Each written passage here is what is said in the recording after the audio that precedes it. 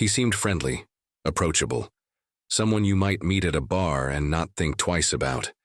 But behind the small talk and fake charm was a man who would become one of the most dangerous drifters in America.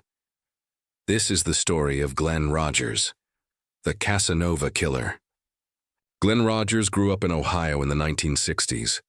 By the early 1990s, Rogers had moved from place to place: Kentucky, Florida, California.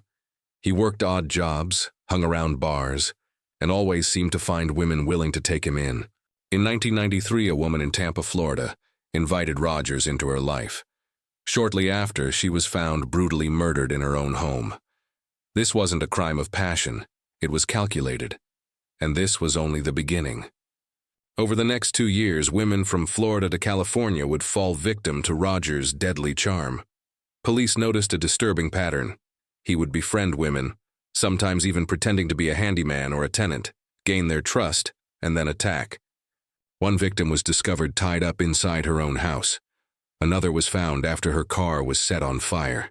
The level of violence varied, but the manipulation was always the same. Rogers could make people feel safe right before he destroyed their world. By 1995, law enforcement realized they weren't dealing with isolated incidents. They were chasing a serial killer. Rogers was added to the FBI's most wanted list, and the media branded him with a name that stuck: the Casanova Killer. But Rogers didn't run quietly. He called his family while on the move, bragging about killing dozens of people, possibly as many as 70. Whether he was exaggerating or not, detectives couldn't ignore the possibility. In a bizarre turn, Rogers even claimed he had been hired to kill Nicole Brown Simpson and Ronald Goldman, the infamous O.J. Simpson case. Investigators later dismissed the claims as attention-seeking. The chase ended in November 1995. After a high-speed pursuit in Kentucky, police finally pulled him over.